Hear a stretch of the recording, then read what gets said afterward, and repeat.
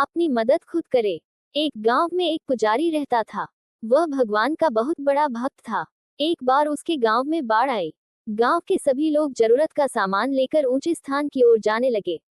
जाते जाते लोगों ने पुजारी को भी साथ चलने को कहा, पर पुजारी बोला, तुम लोग जाओ, मुझे भगवान पर विश्वास है, वह मुझे बचाने जरूर आएंगे। पुजारी भगवान का इंतजार करने लगा। तभी एक जीप पुजारी के सामने आकर रुक गई। जीप में बैठे लोगों ने पुजारी को साथ चलने कहा। फिर पुजारी ने जवाब दिया, तुम लोग जाओ, मुझे तो भगवान बचाने आएंगे। पानी बढ़ता ही जा रहा था। कुछ समय बाद एक नाव वाला पुजारी के पास आया और पुजारी साथ चलने को कहा, पर पुजारी ने उसे भी वही बात कह डाली। पानी अब कंधे तक आ चुका था, पर पुजारी को विश्वास था भगवान उसे बचाने जरूर आएंगे। पानी और बढ़ने पर पुजारी घर की छत पर चढ़ गया और भगवान का इंतजार करने लगा।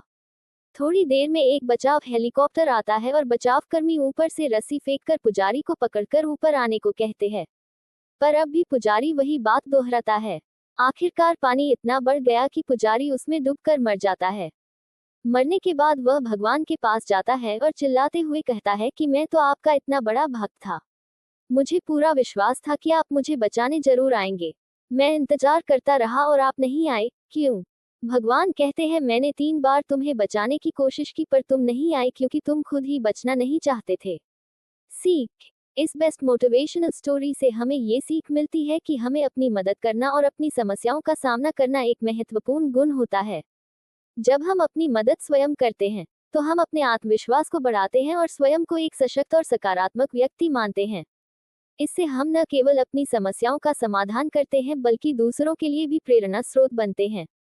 भगवान पर विश्वास रखें। एक अत्यंत गरीब महिला थी जो भगवान श्री कृष्ण पर अटूट विश्वास करती थी।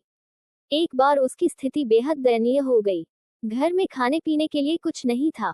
कई दिनों से परिवार भूखा था। परिवार की ये हालत उससे देखी नहीं जा रही थी। फिर एक दिन उसने अपनी व्यथा रेडियो के माध्यम से भगवान श्री कृष्ण तक पहुंचाई और उनसे मदद करने की विनती की। रेडियो का वो प्रसारण एक घमंडी नास्तिक और अहंकारी उद्योगपति ने सुना और उसने सोचा कि क्यों न इस महिला के साथ कुछ ऐसा मजाक किया जाए कि उसकी श्री कृष्ण के प्रति आस्था ही डगमगा जाए। उसने अपने सेक्रेटरी को कहा कि ढेर सारा खाना और महीने भर का राशन उस महिला के घर पर देकर आओ, और जब वो महिला पूछे कि ये किसने भेजा है, तो कह देना कि शैतान ने भेजा है। जब सेक्रेटरी महिला के पास सामान पहुंचाने गई तो पहले उसके परिवार ने तृप्त होकर भोजन किया। फिर वो सारा राशन अलमारी में रखने लगी। उसने एक बार भी सेक्रेटरी से ये नहीं पूछा कि राशन किसने भेजा। ये देखकर सेक्रेटरी से रहा नहीं गया। तब उसने महिला से कहा कि क्या आपको इस बात की कोई उत्सुकता नहीं है कि ये राशन आपके पास किसने भेजा है? उस महिला ने जवाब दिया कि मैं आखिर इतना क्यों सोचूं? मुझे मेरे श्री कृष्ण पर पूरा भरोसा है। जब मेरा कृष्ण किसी को आदेश देता है तो बड़े से बड़े शैतानों को भी उसके आदेश का पालन करना पड़ जाता है। वो जो भी करेगा, अच्छा ही करेगा। इस कहानी से हमें ये सीख लेनी चाहिए कि आप किसी भी हालात में क्यों न हो, ईश्वर पर अपना अटूट भरोसा कायम रखें। आपके जीवन में जो कुछ भी आपको मिला है, वो आपके ही कर्मों का नतीजा है।